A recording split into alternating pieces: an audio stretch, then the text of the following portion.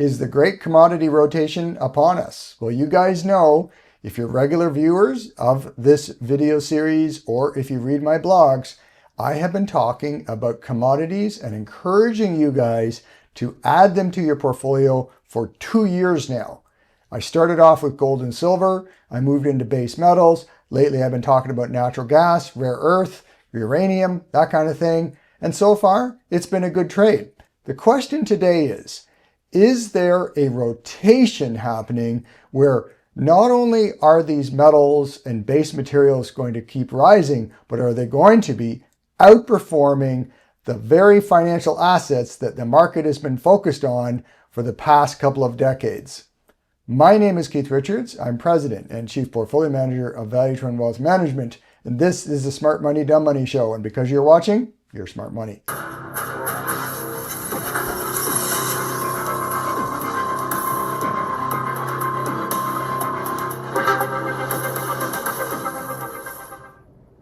So effectively, what we're going to be talking about today is a rotation from the former leaders to the new leaders. That effectively means, you guys might remember a few years ago, what we termed the FAANGs, which is Facebook, Apple, Amazon, Netflix, and Google.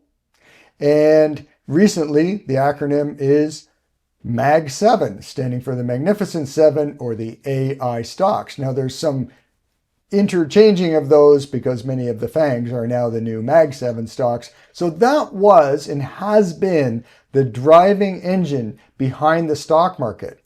My question right now that I want to address and present some thoughts for your consideration is, will commodities begin a new era of outperforming the leading financial assets? Stick around to the end of the video, because after I give my evidence behind where I think commodities are going to be moving relative to financial assets, I'm going to give you what I think is the next group of commodities that will be the next outperformers. Now, the first thing I want to show you guys is a chart of the S&P 500. Now, you guys have all seen this a million times, so it's going to be of no surprise to you to see what it looks like. But I want you to focus on a couple of things. So let's go right to the chart.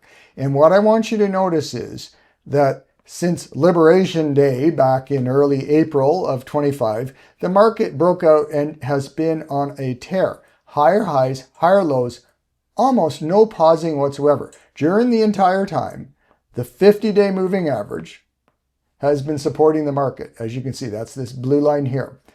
As well, the market is well above, in fact, arguably too far above, the 200-day moving average, which again supports the market. So the pattern I want you to notice on this is that there's been no interruptions. You could almost draw a trend channel line and see it's been very, very tight. Up, down, all in a rising sequence with no pauses, no breaks of the moving averages, clean as trend as you could possibly see. Now, the reason I asked you guys to memorize, if you will, the S&P 500 chart and the look of it is because I want you to keep that S&P 500 chart in your mind when you're looking at these charts of the FAANG stocks and the MAG7 stocks. We're going to start with a couple of the old school FAANG stocks, if that's what you want to call them, Meta and Apple. We take a look at the charts. You remember that the S&P was above its 200 and its 50. What's happening with Meta? You've got two lower lows and it's broken its 50-day moving average. This is the same time period we were just looking at with the S&P. You can see it's a much choppier chart and it does appear to be breaking down, doesn't it? It's breaking support.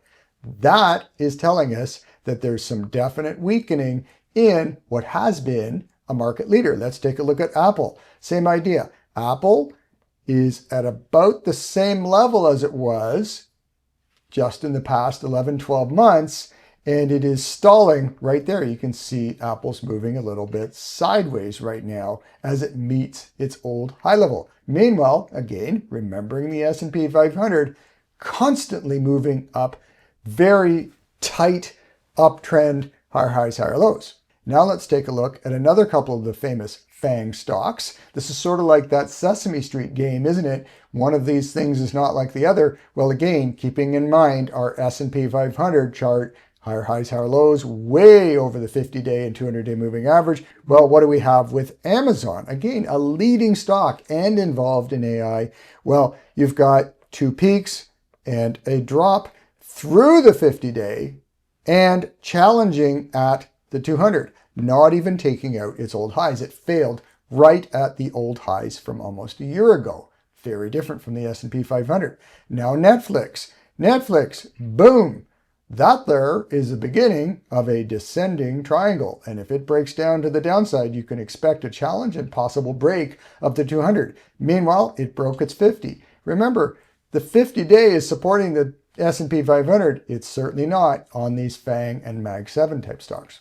Okay, another couple from the group. Well, one of the strong ones of the Mags and the FAANG type stocks is Google, but you can see rather than moving on to new highs, even Google has been struggling over the month of September. It's well above its 50 and its 200, but one should be aware the S&P itself is moving up to new highs. Google is kind of going sideways, if not down a little bit lately.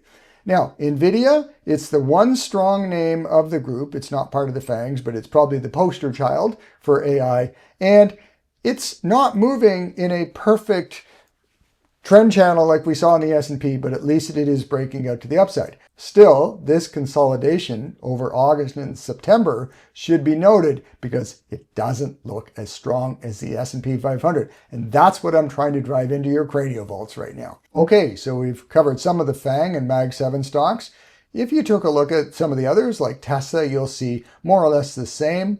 Finding resistance, not breaking out to new highs, not making a perfectly wonderful contained uptrend like the S&P 500. So now let's take a look at the argument for commodities. Now, I have shown charts like this over the past 2 years because, as you guys know, I have been a bull on commodities. And by the way, I've been in this business since 1990 and I was investing on my own for about 5 or 6 years before then. So I've been trading the markets for a very long time.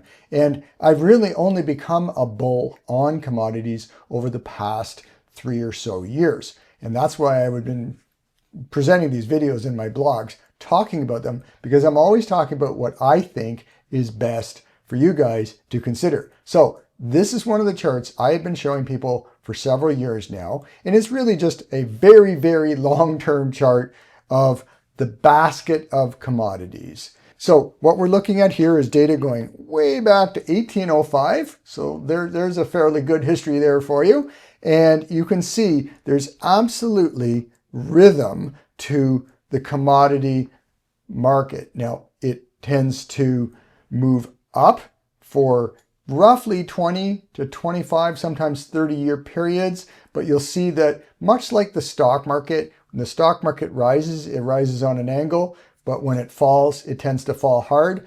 In Wall Street lingo, they call this the market climbs the stairs, but always takes the elevator down. So we can see that with commodities, sharp downturns whenever it does fall. But what I want you guys to pay attention to is the rhythm and the approximate points that the commodity markets like to peak out at. So you can see that back in 2020, the commodities were just starting to come off. COVID scared a lot of people. You saw lumber and stuff rise. That began the commodity market. In fact, if you go back to any of my videos and my blogs, particularly to 2021, I was endorsing commodities right at that point. I was saying this is the place to be. So we've started to see that here we are in 2025. The commodity market is moving up. If you want to project forward and reach the top of that trend channel that we're drawing here, it should project somewhere into 2040, 2045, 2050, something like that. So the point is that from a cyclical point of view, there's a good argument that commodities are just beginning their longer term cycle, and that's good. So when we look at commodities, we have to kind of consider them a little bit like sectors of the stock market. As you guys know, there can be rotation. In fact, I present videos all the time on how money is rotating between different sectors of the stock market. You might see the banking sector do well for a little while. You might see the technology sector outperform. You might see the defensives do well. So that's the same with commodities. So we're going to talk about what's been happening lately with commodities and kind of the big steps that I'm seeing insofar as what commodities are moving and what are likely to move next. So the first move that we have seen in commodities is something that I began telling you guys about way back in the middle of 2024, which is when gold broke out. And you can see gold since that breakout has been moving quite nicely. Lately, it's gone parabolically. And I've mentioned this before that gold is a little overbought. I would strongly expect that you're going to see gold pull back. Here's the 200-day, and you can see it's wildly in excess of its 200-day. Typically, when securities get too far ahead of their 200-day, they do some sort of sideways or downward correction. Gold is overdue one of those corrections. Still, though, the argument for holding gold is good for the coming years. I just think it's temporary, a little overbought. It was the first to move, and I did give you guys a heads up more than a year ago. Silver is something I began talking about earlier in this year, and I felt that silver would outperform gold, and in fact, it has been lately. Still, same sort of pattern. It's kind of overbought right now. The point I'm making right now is that was the first move within the commodity spaces. We saw the precious metals start to move. So let's now talk about the current move. That is the current rotation of commodities. And I'm keeping it down to just a few here, but I'm going to focus on rare earth, copper, and base metals. And I should mention uranium has been in that category as well. I don't have a chart of it, but you guys are aware uranium's done quite well this year. So let's take a look at what's just starting to emerge. So as you guys know, gold and silver only broke out about a year and a half ago, but still it's been a while. Whereas when we look at the FAANG rare earth ETF, which is REMX, sort of sounds like REMX, the real estate company. Well, it was in a bit of a down drift for the first part of this year and then broke out in the summer. And because this is only a 1-year chart and it's a daily chart, this is just the beginning of that sector. Now, it is a bit overbought. There's the 200-day, and it's likely to pull back, just like we were looking at with gold. But this breakout is very, very early, and I think there's tons of upside. In fact, if you looked at a larger scale chart of REMX, which I presented on my blog at valuetrend.ca, just click the link below, and you can see the chart of REMX and where I project it's going to go. Well, there's lots of space to get back to its old highs. So I'm quite bullish on this sector, even if it is temporarily a little overbought. So this is the current moves we're starting to see, like they just started happening over the past few months. Same with the base metals. Now, everybody knows copper fell like a brick, but it's starting to move up. And if you look at the metal stocks, they're moving up right now. So I think that's the current rotation you're going to see, is that money's going to continue leaving these financial assets, as we saw, the FAANGs, the MAGs, and all that, and start to place more and more money in the base metals, the materials, as well as other stuff we talked about like uranium and gold and silver over time. At the beginning of the video, I did promise that I would talk to you about the next move. So the current move, which is base metals, rare earth, continuing to be silver, gold, and uranium, is happening right now, is likely to keep going.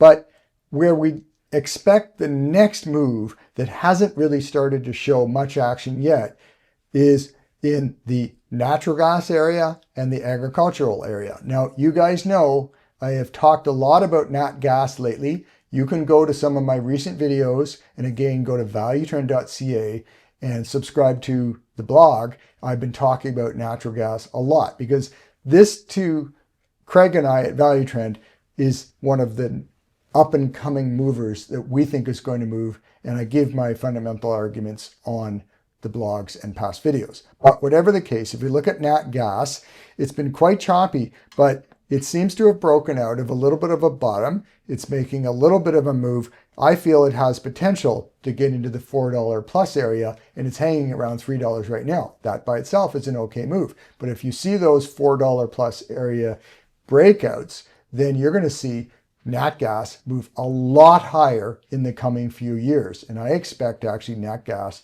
to more than double in the next few years. It's going to be choppy, but there's a fundamental argument that I have presented on videos and my blogs that I think you should read. Okay, now agriculture is one that I have mentioned in the past few months. It hasn't really been moving much. There are different areas of agriculture. Some people classify, the machinery companies like Caterpillar in agriculture. I'd say that's a loose connection. I'm more interested in the commodities rather than financial assets. In other words, I'm not interested in the industrials. I'm interested in, potash, fertilizers, that kind of thing. And one of the better companies you can own, we own this company, is Mosaic, MOS. We also own Nutrien in Toronto, but it's going to be a while before you see these things really move. But you are starting to see Mosaic catch a bid after that recent decline.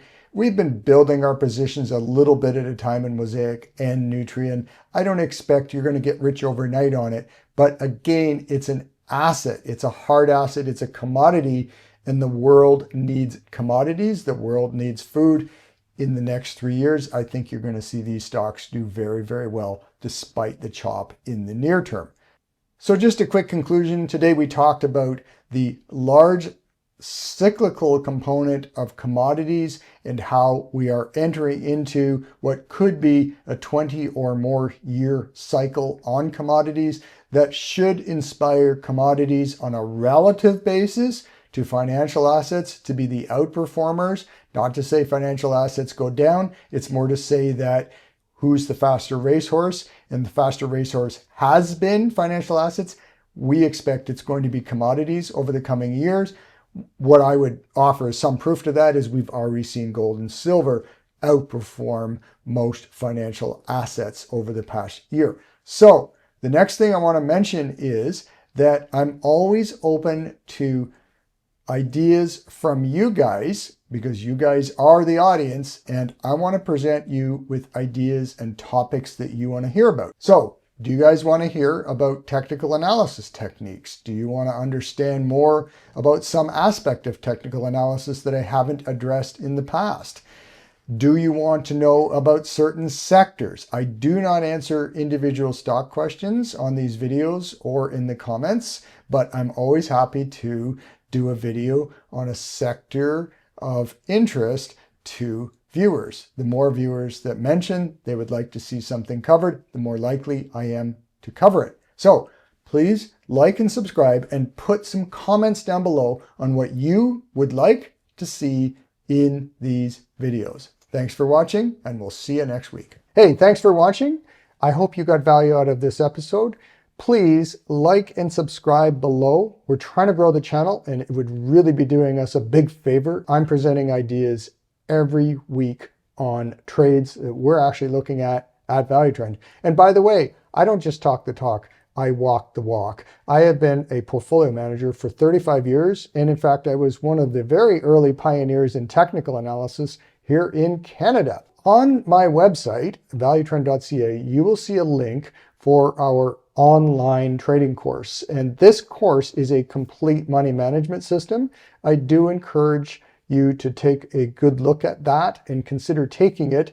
I priced it extremely low because I want retail investors, that's you, to take the course and get value out of it. It's literally my 30 plus years of experience put into one complete step-by-step course. And honestly, I wish that I had something like this when I was an early investor. It really will stop you from making so many mistakes. I also suggest you subscribe to our Never Miss an Opportunity program, which is our blog and our newsletter. There, you're going to get ongoing ideas, tons of charts, lots of trading ideas. And by the way, we never, ever solicit. We don't send you junk spam and stuff like that to try to get your business. It's for information, because part of my passion is to teach retail investors how to invest properly. I've been doing this, as I said, for 35 years, and I hope that I'm able to pass on some of the things that I've learned through this career as both a pioneer in technical analysis in Canada and a longtime portfolio manager. Thanks for watching. Don't forget, push like, push subscribe. See you next time.